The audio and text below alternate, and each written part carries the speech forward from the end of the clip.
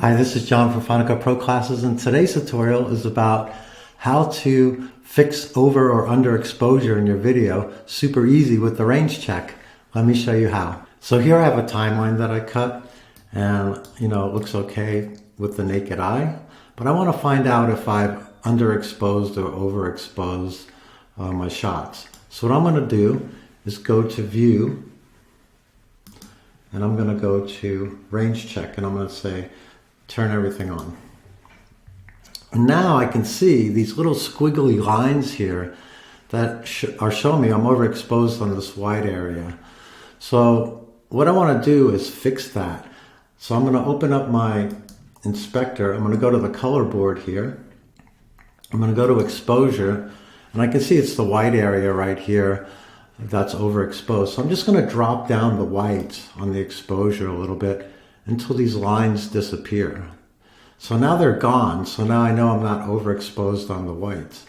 And it goes the same with the blacks. If I drop the blacks down too far, I'm going to get those same squiggly lines on the blacks. So I want to make sure that I lose those lines with the blacks. I can just raise my mids up a little bit if I want to brighten up the picture, and I still don't get those squiggly lines. So basically that fixes the overexposure or underexposure in a shot. As I scroll through my video and I keep this range check feature on, I can see that here I'm overexposed also on the whites. So make sure you highlight the clip that you're working in, otherwise you won't get the right control panel in the inspector and you'll be changing the exposure for another clip. So I've highlighted the clip here, and I'm going to go to the color board. I'm going to drop this down and go to the color board.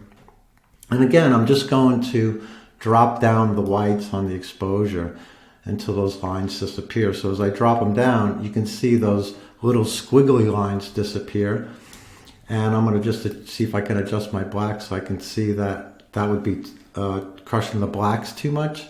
So I'm just going to bring them back up until all those squiggly lines disappear. So that tells me that my footage is broadcast safe, basically. And you can check, what you've done to the picture by, if you want to turn off the color board, you can see the difference that your adjustments made in the video. So basically I would just go through my whole project, most likely, and see what's overexposed, what's underexposed. With that range check on, you can easily see there are problems with the picture. So right here with this little squiggly lines in this little corner here, I can just drop down the exposure just a little bit and you see those disappear.